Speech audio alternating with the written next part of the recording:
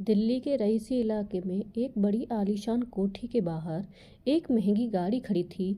कोठी में से दिनेश बाहर निकलता है और गाड़ी में बैठकर ड्राइवर से कहता है, फैक्ट्री चलो। दिनेश की कपड़ों की फैक्ट्री है। वो अलग अलग डिजाइनों के कपड़ा डिजाइन करता है और उन डिजाइन्स के थान बनवाकर मार्केट में बेचता है। तो यूँ तो सब ठीक है। वैसे तो दिनेश की कंपनी के कई डिजाइन्स प्रचलित हैं, लेकिन उनमें सबसे ज़्यादा जो लोग पसंद करते हैं वह हिंदुस्तान की अलग अलग राज्यों के पारंपरिक डिजाइन की प्रिंट है। यूँ तो सब ठीक है, पर एक चीज़ उसके मन को हमेशा बेचैन करती है और वह है उसकी कंपनी का पारंपरिक डिजाइन जो एक ब्रांड बन चुका है। वह डिजाइन उसको जाने पहचाने से लगते हैं, लेकिन पूरी तरीके से वह समझ नहीं पा रहा है कि कौन है वह डिजाइनर जो उसको वह डिजाइन भेजता है। इस डिजाइनर ने न तो कभी अपने नाम की ना पैसे की बात की। दिनेश यही सोचता है वह डिजाइनर आखिर गुमनाम क्यों है। एक दिन दिनेश ने फैसला किया कि वो किसी भी तरह पता लगाना होगा कि वह गुमनाम शुभचिंतक डिजाइनर कौन है उसका।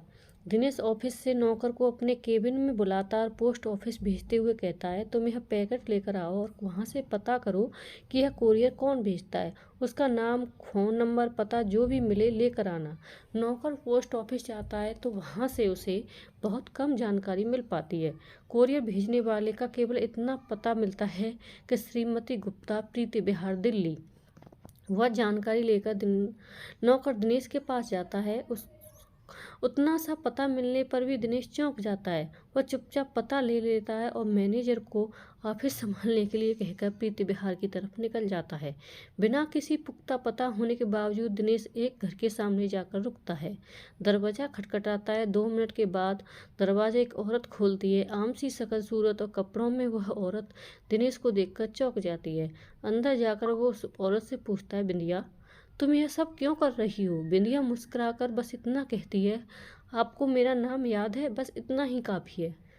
रही बात मेरे करने की, जो जितना वक्त मेरे पास बचा है मैं आपके लिए, आपकी तरक्की के लिए करती रहूँगी। आने वाले कई महीनों का काम भी तैयार करके रख रही हूँ।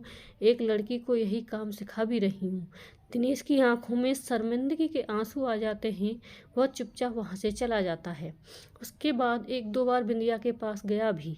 उसने इस बारे में किसी को कुछ नहीं बताया, लेकिन उसका ड्राइवर बहुत पुराना था और एक तरीके से घर का सदस्य था। उसे अंदेशा हुआ कि साहब का उस दूसरी औरत के साथ कुछ गलत रिश्ता है। उसे दिनेश की पत्नी शोभा और बच्चों की चिंता हुई। एक दिन मौका देखकर उसने शोभा को दिनेश और बिंदिया के बारे में बता दिया। शोभा को विश्वास नहीं हुआ और ड्राइवर को वहां से जाने के लिए कहती है। बहुत देर तक परेशान रहने के बाद वो सोचती है कि सच क्या है, दिनेश से ही पूछा जाए।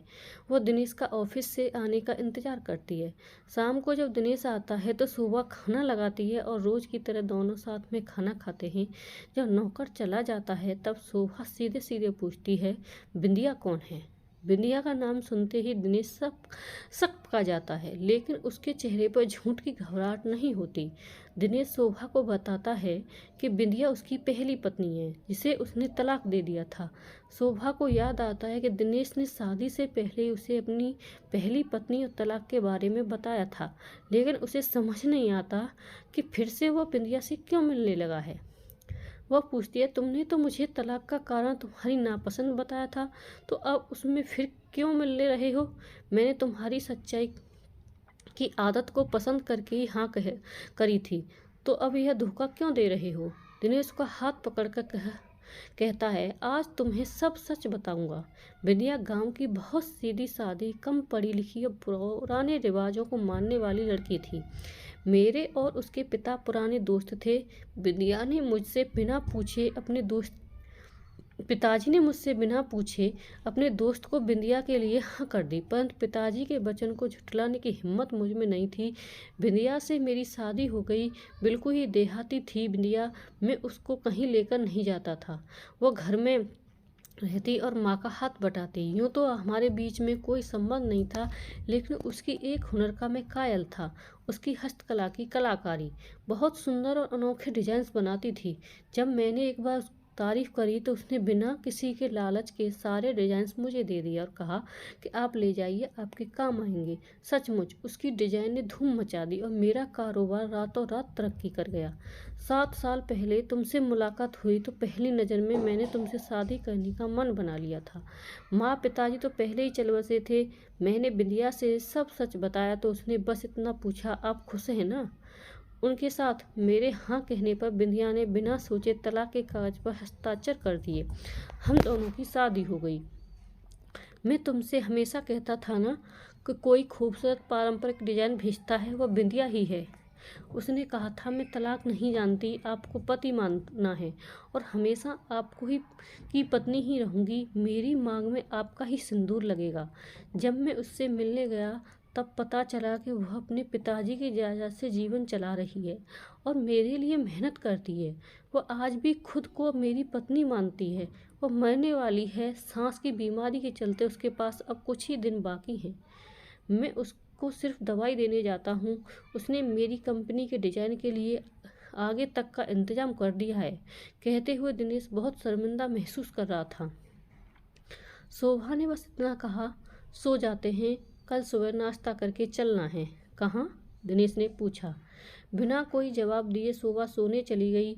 अगले दिन नाश्ता करके दोनों घर से निकले। शोभा ने ड्राइवर से कहा, प्रीति विहार चलो। दिनेश सुनकर चौंक गया पर चुप रहा। वहां पहुंचकर दरवाज़ा खुलवाया तो दोनों को देखकर बिंदिया असमंजस में पड़ गई।